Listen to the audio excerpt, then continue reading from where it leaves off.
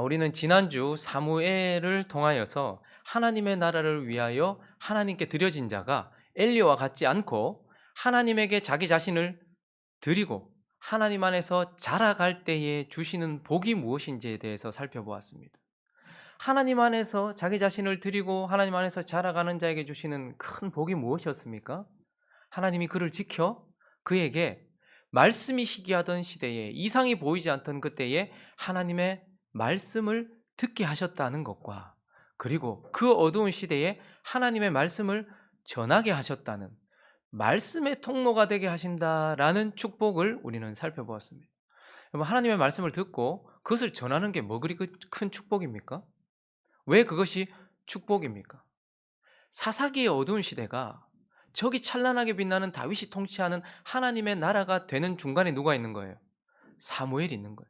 사무엘을 통하여 하나님의 나라가 시작되고 그와 동시에 말씀을 통하여 하나님의 나라가 도래하게 되기 때문에 이 찬란한 하나님의 나라, 그래서 그 왕이 통치하시고 그 왕이 통치함으로 말미암아 우리의 삶에 평안과 기쁨과 축복과 은혜와 능력이 나타나는 하나님의 나라가 말씀을 통하여서 시작되기 때문에 이 말씀을 전하는 것이 그렇게 축복이다라는 것이죠. 하나님의 십자가가 역사하면 그 사람의 인생에 구원이 찾아오고 하나님의 백성이 되어집니다. 그런데 그런 자에게 하나님의 말씀이 역사하기 시작하면 그가 하나님의 나라가 되고 하나님이 통치하시는 왕의 통치로 말미암아 평안과 기쁨과 축복이 쏟아지게 되는 것입니다. 십자가가 역사할 때 그가 구원받은 하나님의 백성이 된다면 하나님의 말씀이 역사할 때 그가 비로소 하나님의 나라가 되어서 그것들을 누린다라는 것이죠.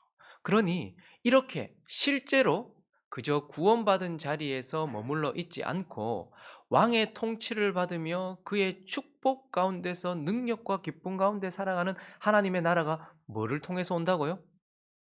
하나님의 말씀을 통해서 오고 그것을 전하는 그 자리가 얼마나 축복되는가를 우리가 보게 되는 것이죠. 그리고 이제 이어지는 오늘 본문은 이렇게 시작됩니다. 1절을 한번 보시면 첫째 줄을 읽어봅니다. 시작. 사무엘의 말이 온 이스라엘에 전파되니라. 사무엘의 개인의 말이 아니라 사무엘에게 들려주신 하나님의 말씀이 어디로? 온 이스라엘로 전파되었다라고 말하고 있습니다. 자, 방금까지 우리는 하나님의 말씀이 우리 가운데 역사하면 어떤 일이 일어난다고요? 하나님의 나라가, 하나님의 통치가, 하나님의 축복이, 하나님의 능력이 임한다라고 말했어요. 자, 그러니까 저 첫째 줄 9절 이후에 4장은 무슨 내용으로 이어져야 될까요? 하나님의 나라가 임하니라, 승리가 역사하니라, 축복이 터지니라, 이렇게 나와야 되잖아요.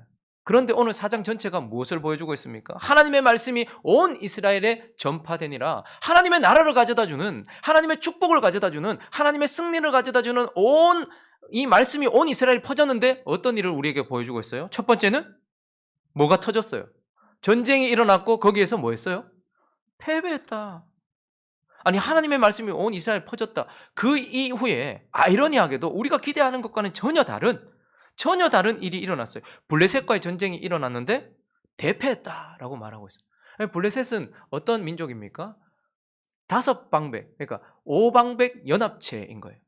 하나의 민족이 아니고 5민족들이 연합해 있어요. 가드, 가사, 아스돗, 아스글론, 에글론, 이렇게 중심적인 도시에 이 5방백 연합체가 연합하고 있는, 거기다가 이 블레셋은 뭘 가지고 있었을까요? 그 당시엔 다 청동기를 썼거든요. 근데 이들은요, 철기를 가지고 있었어요. 그냥 아주 강력한 민족입니다. 그리고 블레셋 하면 누가 생각나십니까? 가드 사람? 가드 사람? 골리앗. 네, 블레셋의 골리앗이 떠오르죠. 그리고 또 방금 말씀하신 것처럼 골리앗, 블레셋 하면 또 어떤 이름이 떠오릅니까? 그들에게 넘어졌던 삼손이라는 이름도 떠오릅니다. 그리고 또요, 다윗이라는 이름도 떠올라요. 다윗이 결국 블레셋을 완전히 무너뜨리거든요. 그러니까 이 특징들을 종합해 보면 블레셋은 영적으로 어떤 민족이라는 거예요? 오방백, 철기를 가진 골리앗과 같은 강력한 육체의 힘을 상징하는 거예요. 우리의 육신은 오감을 가지고 있습니다. 보고 듣고 냄새 맡고 느끼고 맛보고 이러한 이 감각이 얼마나 강한지 이것이 연합하여서 우리를 얼마나 유혹하는지.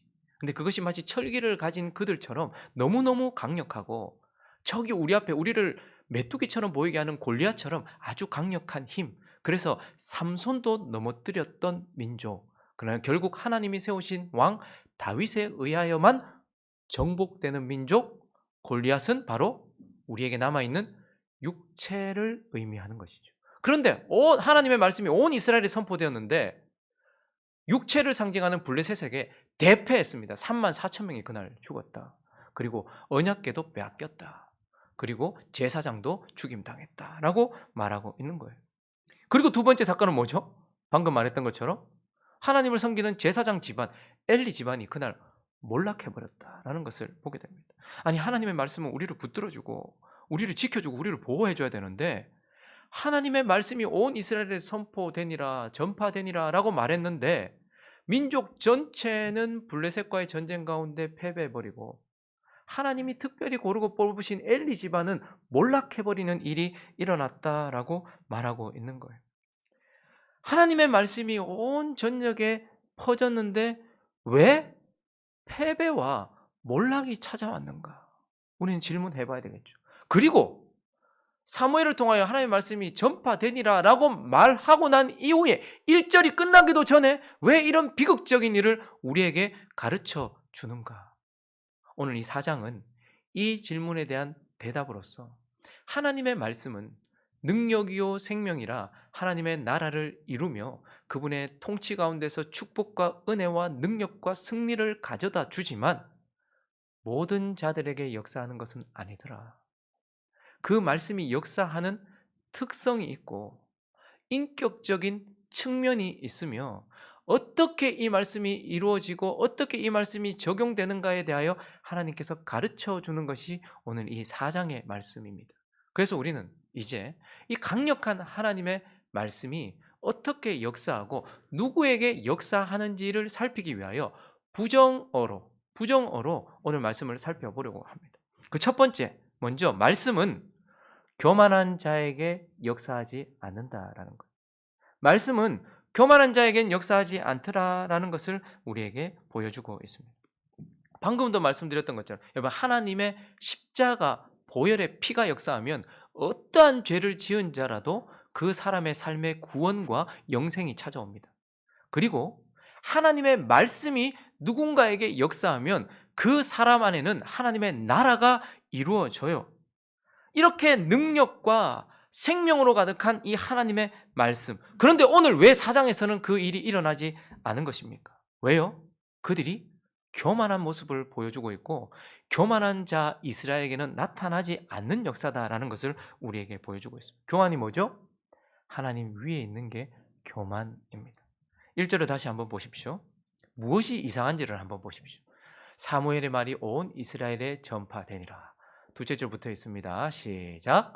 이스라엘은 나가서 블레셋과 사람과 싸우려고 에베네셀 곁에 진치고 블레셋 사람들은 아벡에 진쳤더니 뭐가 이상합니까?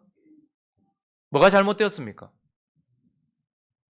가장 어두운 시기를 보여주는 사사기의 첫 전쟁에도요 저렇게 하지는 않습니다. 저기 지금 주어가 누구예요? 둘째 줄에 주어가 누구예요? 이스라엘은 하나님의 백성들이 전쟁을 치를 때 첫 번째 사사기의 전쟁도 보십시오. 하나님 싸울까요 말까요 먼저 물어봐요. 그리고요 그러면 누가 먼저 올라갈까요 물어봐요. 그래서 누가 먼저 주장을 합니까? 누가 먼저 결정을 합니까? 누가 먼저 앞장서 있습니까? 하나님이 앞장서 있어요. 그런데 블레셋과의 전쟁을 치르는데 이스라엘이 하나님과의 어떠한 교제도 없이 하나님의 명령도 없이 이스라엘이 나가서 블레셋 사람들과 싸웠다라고 말. 선한 일이죠. 블레셋과 싸우는 것이고 하나님을 모독하는 자들과 싸우는 것이 선한 일이지만 그러나 그들이 결정을 그들이 하고 있다라는 것을 보게 돼요. 자기 삶의 중요한 순간에 하나님 위에서 그것을 결정하고 있는 것을 보게 됩니다. 거기다 더 가가는 3절을 한번 읽어볼까요? 있습니다. 시작. 백성이 진영으로 돌아오매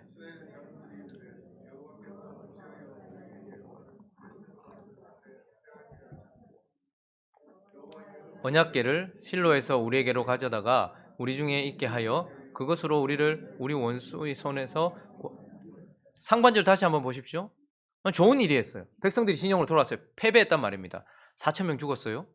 그랬더니 이스라엘 장로들이 여호와 아래 이르되 여호와께서 어찌하여 우리에게 오늘 블레셋 사람 앞에 패하게 하셨는고? 여기서 뭐가 잘못입니까? 이걸 지금 누구한테 물어야 돼요? 하나님께 물어야 돼요. 왜 패배하게 하셨습니까? 라고 하나님께 여쭤봤어야 돼요. 근데 그들이 지금 자기들끼리 회의를 하면서 자기가 묻고 하반절로 넘어가면 여호와의 언약궤를 실로에서 우리에게로 가져다가 라고 말하면 자기가 묻고 자기가 답하고 있어요. 희한한 인생인 거죠. 교만이 뭡니까? 하나님 위에 있는 것이고 하나님 위에 있다는 것이 뭡니까? 자기가 결정하고 자기가 묻고 자기가 답하는 것입니다. 그래서 전쟁을 시작할 때도 자기가 하고 그리고 하나님의 언약궤를 가지고 오는 것을 결정할 때에도 그들 스스로 무엇인가를 결정해서 행하고 있는 모습, 이것이 바로 교만이고 하나님 위에 있는 것이죠. 그리고 또 교만의 특징은 무엇이냐면 하나님 위에 있기도 하지만 하나님 앞에 있는 것도 교만입니다. 아마 그들이 왜 언약궤를 가지고 오자고 했을까요? 언약궤는 아마 그걸 추억했을 거예요. 요단강을 가를 때 뭐가 앞장섰습니까? 언약궤가 요단강을 갈랐어요. 그리고 가장 강력한 성이었던 여리고 성을 언약궤가 돌았어요. 그러니까 언약궤를 가지고 오면 승리할 것이다 생각했던 것 같아요. 왜냐하면 언약궤는 하나님을 상징하니까요. 그런데 그것 자체는 틀린 것이 아닌데 문제는 무엇입니까? 언약궤와 함께 하는 것은 옳은 일이에요. 그러나 여호수아 3장 3절을 보시면 그때에 어떠한 모습이었는지 이걸 잊어버리면 안 돼요. 읽습니다. 시작. 백성에게 명령하여 이르되 너희는 레위 사람 제사장들이 너희 하나님 여호와의 언약궤 매는 것을 보거든 너희가 있는 곳을 떠나 그 뒤를 따르라. 뭐가 앞장서고 있어요? 언약궤, 하나님의 임재, 하나님을 상징하는 언약궤가 있고 너희는 그걸 보거든. 언약궤가 일어나거든 너희도 일어나라. 그리고 언약궤가 가거든 그걸 따라가라 라고 말하면서 언약궤가 백성을 이끌고 있어요. 근데 지금 형국은 어떻습니까? 지금은 백성들이 언약궤를 끌어당기고 있는 거예요. 언약궤 앞에 서 있는 거예요. 내가 하나님 말씀 앞에 서서 하나님을 끌어당기고 있는 형국이 되었다라는 말입니다. 그러니까 왜 하나님께서 블레셋과 싸우는 이스라엘 백성들을 도와주시지 않았는가? 왜 하나님의 말씀, 하나님의 나라를 이루고 축복을 가져다주고 승리를 가져다주는 말씀이 왜 아무런 역사가 일어나지 않았는가? 그것은 바로 그들이 교만하여 하나님 위에서 그리고 하나님 앞에서 움직였기 때문이다라고 우리에게 말씀해 주고 있는 것입니다. 이 말씀은 사락운동력이 있어. 좌우의 날선 어떤 것보다 예리하고 사람의 영과 혼과 관절감이 골수를 찔러 쪼개면서 사람을 바꿉니다. 사람 속만 바꾸는 것이 아니라 그 사람의 환경도 바꾸고요. 그 사람의 가정도 바꾸고요. 그 교회도 바꾸고 그 지역도 바꾸고 이 나라 전체를 바꿉니다. 그런데도 불구하고 이스라엘에 아무 일이 일어나지 않았다라는 것은 그 능력이 유효기간이 지나서 상실된 것을 말하는 것이 아니라 이스라엘 백성 안에 교만함 때문이었다라고 말하고 있으면서 교만한 자에게 말씀은 역사하지 않는다라고 말해주고 있어요. 그리고 두 번째, 오늘 이 본문을 통해서 또 하나님께서 우리에게 말씀해 주시는 말씀에 대한 속성 두 번째는 말씀은 인격적 관계를 맺지 않은 자에게는 역사하지 않아요. 언약궤는 뭘 상징한다고 말씀드렸습니까? 언약궤는 하나님 자신을 상징하고요. 하나님의 임재를 상징하고요. 그 자체로 하나님의 말씀을 상징해요. 그러니까 구약시대에 언약궤가 있다는 것은 하나님이 여기 계신다는 것이고 하나님이 여기 임재해 계신다는 것이고 하나님이 여기서 말씀하시는 말씀이 있다라는 것을 의미했다라는 말이죠. 그러니 언약궤는 하나님이 나와 함께하고 있다라는 것이고 오늘 4절 말씀은 읽어볼까요? 읽어주십시오. 시작.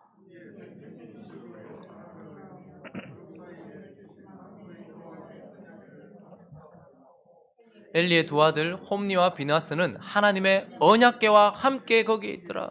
홈니와 비느하스가 하나님의 언약궤, 하나님을 상징하고 하나님의 말씀을 상징하는 하나님과 하나님의 말씀과 함께 거기 있었다라고 말해요. 자, 그런데 어떻게 됩니까? 그에게는 하나님이 함께 있다, 언약궤와 함께 있었으니까요. 그렇지만 아무 일도 일어나지 않았어요. 홈니를, 비느하스를 보호해 주시지도 도와주시지도 그들에게 은혜를 베푸시지도 않았다라고 말했어요. 언약궤와 함께 있는 듯 하나 영적으로는 어땠습니까? 그들이 인격적으로는 하나님과 관계를 맺고 있지 않았던 자였다라는 것입니다.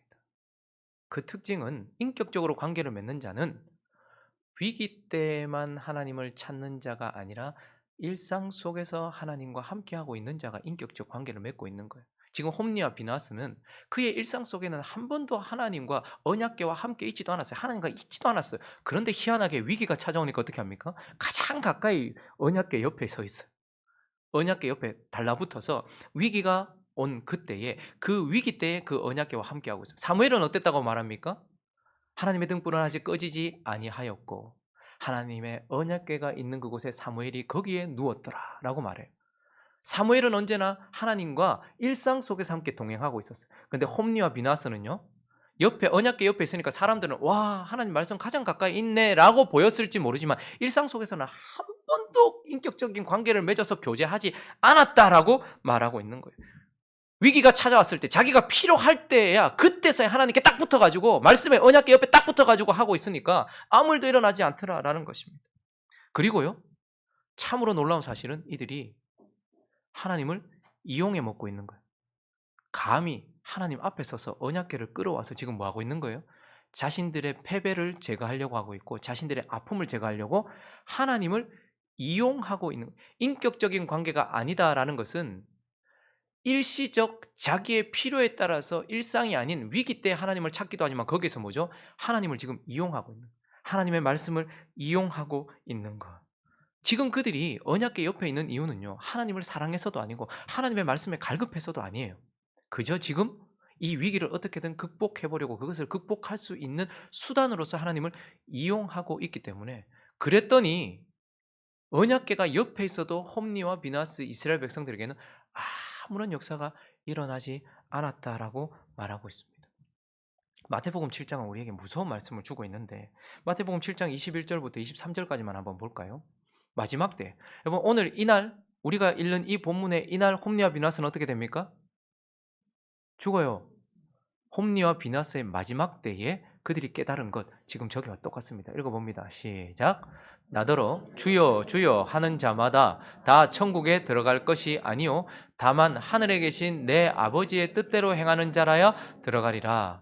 그날에 많은 사람이 나더러 이르되 주여 주여 우리가 주의 이름으로 선지자 노릇하며 주의 이름으로 귀신을 쫓아내며 주의 이름으로 많은 권능을 행하지 아니하였나이까 하리니 그때 내가 그들에게 밝히 말하되 내가 너희를 도무지 알지 못하니 불법을 행하는 자들아 내게서 떠나가라 하리라. 그들은 예수님을 어떻게 불러요? 두 번 부르는 거. 히브리인들에게는 반복법이 우리처럼 억수로 많이 이런 그 강조법이 없어요. 그러니까 두 번 썼다는 것은 주여 주여 하는 것은 친근감의 표현이에요. 그들은 주님을 안다라고 말해요. 근데 마지막 날에 그가 깨달은 것은 주님은 그들을 뭐라고요? 모른대요. 왜요? 그들은 늘 자신의 위기 때나 자신이 필요할 때만 주님을 찾았었고 주님을 이용해 먹기 위해서 밥벌이 수단이나 혹은 사람들에게 권위를 얻기 위해서나 이런 것들을 통해서만 선지자 노릇하고 그렇게 하면서 하나님을 이용해 먹었던 그러니 일상 속에서는 하나님과 인격적 관계가 없었고 그의 삶의 순간순간 자기의 필요에 따라서 하나님과 관계를 맺었던 그런 자였어요. 그랬더니 그들은 주님을 잘 아는 것처럼 주여 주여 라고 말하지만 주님은 내가 너희를 도무지 알지 못한다 라고 말해요. 그러면서 또 그들이 뭐라고 말합니까? 내가 주의 이름으로 선지자 노릇했고 주의 이름으로 권능을 행했고 주의 이름으로 귀신을 쫓았다는 거예요.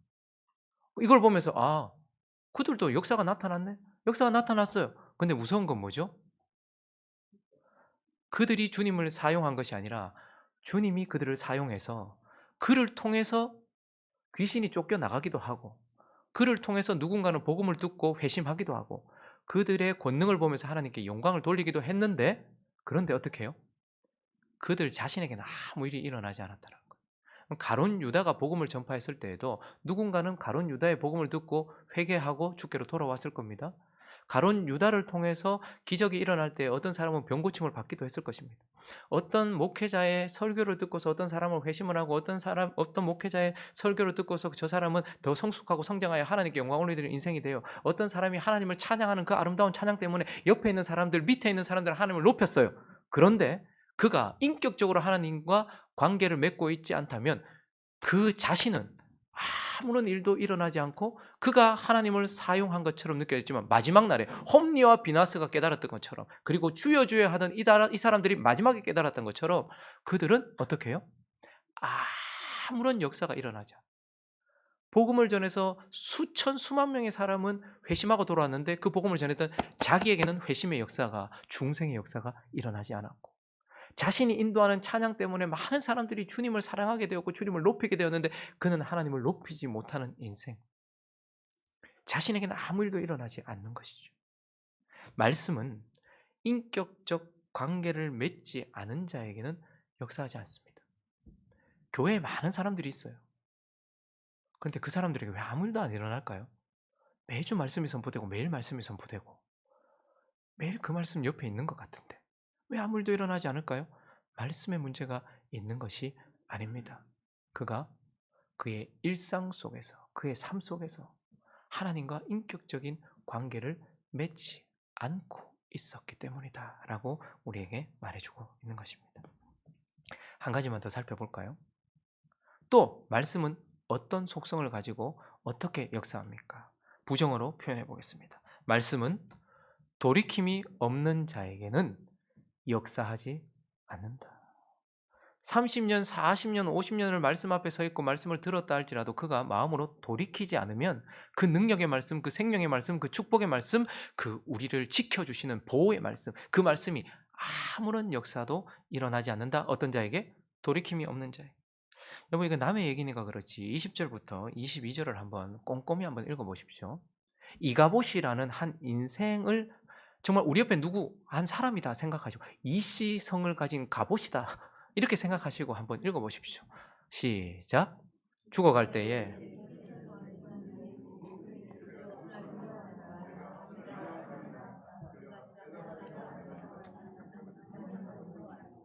이르기를 영광이 이스라엘에서 떠났다 하고 아이 이름을 이가봇이라 하였으니 하나님의 괴가 빼앗겼고 그의 시아버지와 남편이 죽었기 때문이며, 또 이르기를 하나님의 괴를 빼앗겼으므로 영광이 이스라엘에서 떠났다 하였더라.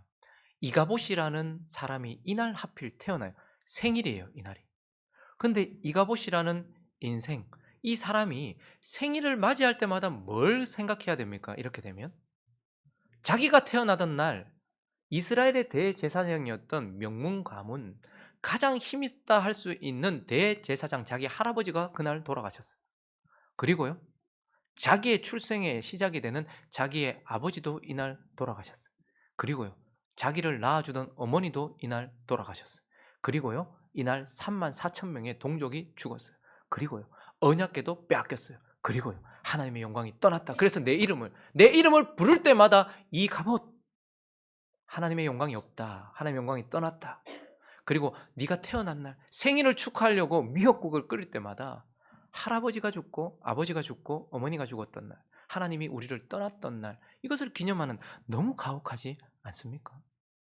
그래도 대제사장인데 하나님을 가장 가까이서 모셨는데, 그러면 그 능력 있는 하나님의 말씀이 엘리 가문 정도는 지켜주셔야지, 그 정도 하실 수 있는데 어떻게 이렇게 가혹하게 그냥 이 한 인생이 그냥 살아가면서 이 땅에 온 날 기억할 때마다 이 슬픔을 기억하게 되는 이 비참한 인생이 되게 되었는가? 왜 하나님은 엘리 집안을 보호해 주지 아니하셨는가? 그 이유가 무엇입니까? 하나님이 말씀하셨는데도 돌이키지 않았기 때문이죠. 하나님이 거듭 말씀하셨는데도 돌이키지 않았기 때문이죠. 먼저 엘리는 사람들을 통해서 하나님의 뜻을 들었어요. 네 자식들이 지금 회막에서 수종 드는 여인들하고 동침을 하고 하나님께 드리는 예배 기름도 드리기 전에, 하나님 받기도 전에 11조 먼저 가져가서 자기가 다 책정해가지고 자기 사례로 다 쓰고 멋대로 하더라. 사람을 통해서 들었어요. 그런데도 어떻게 합니까? 하나님보다 아들을 더 사랑하여 그걸 더 중히 여겨서 고치지 않았습니다. 그랬더니 하나님께서 어떻게 하십니까? 하나님의 사람, 이름도 나오지 않는 하나님의 사람을 엘리에게 보내셨어요. 그리고 저주의 말씀을 쏟아부으셨습니다. 너 이렇게 하면 너 어찌 나보다 더 자식을 더 사랑하여서 그렇게 하였느냐라고 하나님의 사람을 통하여서 말해줬어요. 그런데도 고치지 않았어요.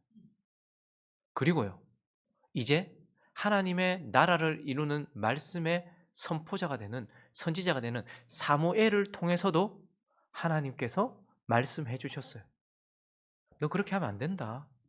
하나님이 우리에게 어떤 일이, 특별히 큰 재난이 일어나기 전에는 수많은 전조 현상들이 있습니다. 하나님이 우리 인생 가운데 특별히 저주를 내리시기 전에는, 징계를 하시기 전에는 명확하게 들을 수 있도록 하나님께서 하십니다. 목사의 입을 통해서, 성도들의 입을 통해서, 나를 사랑하는 누군가를 통해서, 혹은 전혀 알지도 못하는 사람들을 통하여서 나에 대하여 말씀을 들려주세요. 그리고 정확하게 부인할 수 없도록 하나님의 사람을 통하여서 말해줍니다. 그리고요, 사무엘을 통해서도 말해줬습니다. 그런데 어떻게 합니까? 돌이키지 않았습니다. 그대로 가버렸다는 말입니다. 하나님이 왜 엘리 집안에 아무런 은혜를 베풀지도 보호도 해주지 않으셨는가? 하나님이 말씀하셨고 거듭 말씀하셨고 명확하게 말씀하셨음에도 불구하고 돌이키지 않았기 때문이다. 그리고요, 말씀을 듣고 돌이키지 않았을 뿐만 아니라 그가 사랑하는 것, 거기에서 결코 돌이키지 않았다는 것을 봅니다. 오늘 이 엘리가 죽은 장면을 보면서 참으로 참 안타깝고 비참한 것은, 엘리가 죽은 이유를 사무엘이 이 사무엘서에 기록을 하고 있어요. 18절을 한번 보십시오. 엘리가 왜 죽었는지 읽어봅니다. 시작.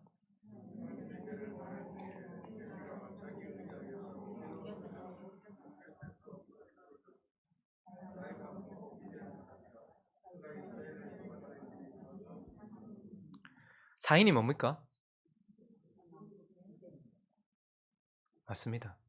하나님의 궤를 말할 때 하나님의 언약궤 때문에 그가 죽은 게 아니고요, 거룩한 이유 때문에 죽은 것이 아니라 늙고, 우리 모두 다 겉사람은 후패해집니다. 그러나 우리 안에 있는 새 생명은 하나님 안에 있으면 자라가요. 그래서 사무엘은 계속 자라가매, 성장하매, 성숙하매.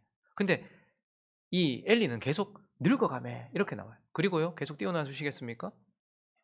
나이가 많고, 그래서 귀도 어두워지고요. 이건 육신의 상태를 말하는 게 아니에요. 영적으로 하나님 말씀 안 들리단 말이에요. 눈도 안 보이고요. 그리고요, 뭐 때문이다? 비대한 까닭이다. 자기의 육신을, 그러니까 아들들이 하나님께 제사 드릴 때에 자기에게 주어진 몫이 아니라 3살 갈고리를 가지고 아무거나 툭 걸리는 거 가져와서 자기를 채우던 그때에 이걸 또 누구에게도 줬다는 거예요? 자기 아버지이며 대제사장인 엘리에게도 가져다 줬고, 엘리는 그거 먹고 비대해졌어요. 그게 좋은 거죠. 내가 사랑하던 거 그거 못 놓는 거예요. 뭐 지금도 보십시오. 하나님께서 분명히 그거 하지 마라라고 말해요. 근데 그게 강력한 나의 사랑의 대상이거든요.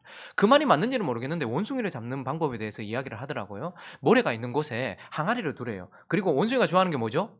바나나잖아요. 그래서 그걸 이렇게 세워서 놓는 게 아니고 눕혀서 놓으래요. 그리고 주둥이는 매우 좁은 거기에다가. 그러면 그 모래에 바나나 냄새가 나니까 그 빠른 원숭이가 거기 가는 거죠. 거기 손을 집어넣었어요. 그리고 나서 바나나를 잡았습니다. 그때에 어떻게 해요? 사냥꾼이 그냥 빨리 가지도 않아요. 천천히 걸어가도 이 원숭이가 잡힌대요. 왜요? 이게 지금 이렇게 돼 있는 게 아니고 이렇게 돼 있잖아요. 주둥이는 좁으니까 이 바나나 때문에 손이 안 빠지는 거예요. 그럼 어떻게 해야 돼요? 놔야지.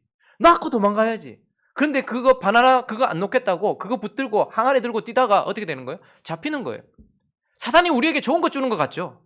비대해지는 좋은 음식, 기름도 드리기 전에 가졌던 그 좋은 것 주는 것 같죠? 그런데 그거 딱 붙들었을 때 어떻게 됩니까? 우리에게 필요만큼은 괜찮아요. 그런데 그거 사랑하는 것은 그걸 버리지 않으면, 음행하는 것, 우리에게 짧은 쾌락을 줍니다. 간음하고, 그 음란한 행동하는 것, 그걸 뭐 보면서 하든 아니면 직접 하든 순간적으로 우리에게 쾌락을 줄 수 있어도, 근데 그거 계속 붙들고 있으면 어떻게 됩니까? 연합을 가져가야 되는 성관계가 결국은 모든 걸 다 깨트려요. 부부관계도 깨트리고 자식과의 관계도 깨트리고 가정 다 깨트려요. 돈 필요만큼만 가지고 있지 않고 그거 붙들고 있으면 어떻게 되죠? 비루해집니다. 처음에는 비열해지다가 비루해집니다. 돈이 전부인 줄 알죠.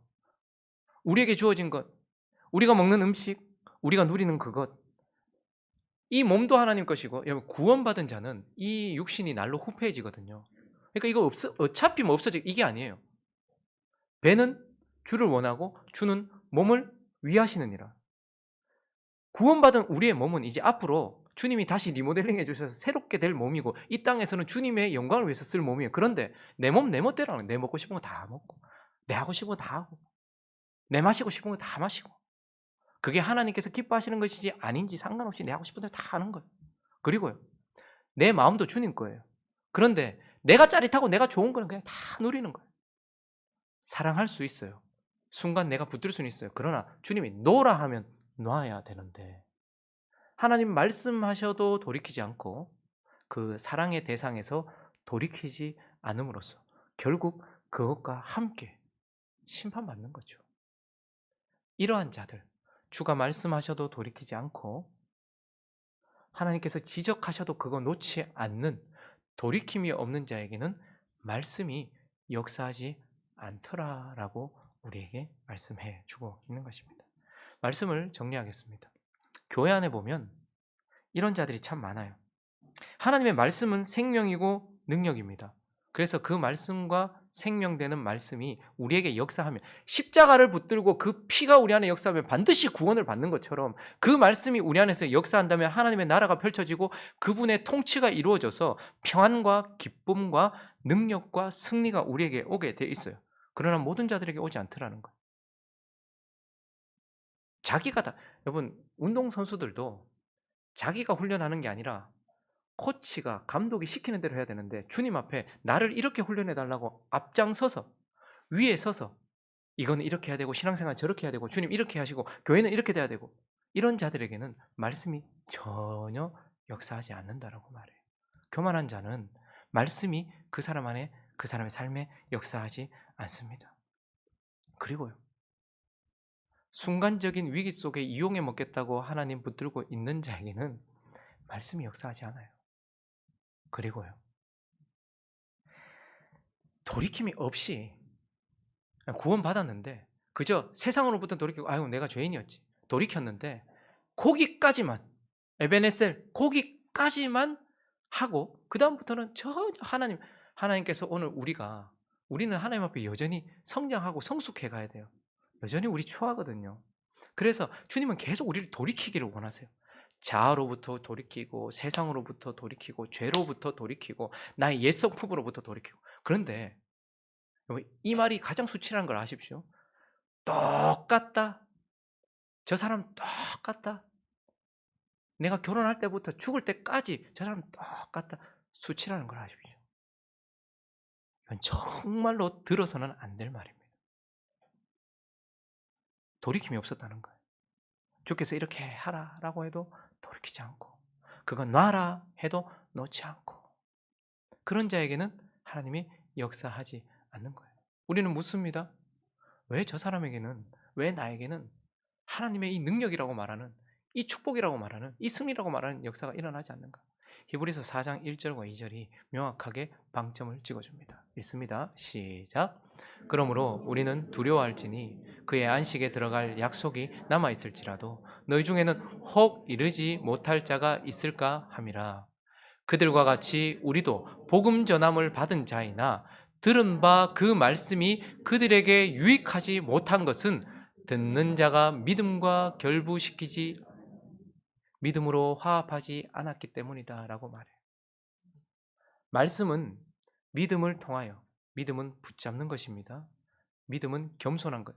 그래서 말씀은 겸손하게 자기를 내려놓고 인격적인 그분과 관계를 맺어 매 순간 그분의 말씀대로 나를 돌이키는 자에게 역사한다라고 말해주고 있는 거예요. 자, 그러니 오늘 이 부정어를 통해서 우리가 살펴봤던 이것이 그냥 절망으로 끝나지 않을 수 있는 이유는, 그렇다면 이와 반대가 되면 하나님의 나라가, 하나님의 말씀의 능력이 우리에게 나타난다라는 것이겠죠. 나타나지 않는다라고 결론을 내릴 것이 아니라 오늘 이 본문을 마무리하면서 우리는 어떻게 해야 되죠? 그러면 내가 겸손하게 하나님 아래, 하나님 뒤에 있으면 하나님의 능력이 나타난다라는 것. 내가 인격적으로 그분과 관계를 맺어서 오늘도 내게 말씀하시고 매일 선포되는 그 말씀과 내게 주어진 매일 성경을 통해서 주어지든 어쨌든 누굴 통해 주어지는 그 말씀이 나에게 인격적으로 오시는 분이라는 것을 붙들고서 그분과 인격적인 교제를 한다면 하나님의 나라와 그분의 말씀의 역사가 우리에게 이루어진다라는 것이고, 오늘도 우리 보고 돌이키라고 말씀하시는 그 말씀에 우리 자신을 돌이키면 하나님의 나라가 역사가 나타난다, 이렇게 결론을 내려야 되겠죠. 얼굴 좀 피십시오. 이 마지막 이렇게 결론을 내리도록 하죠.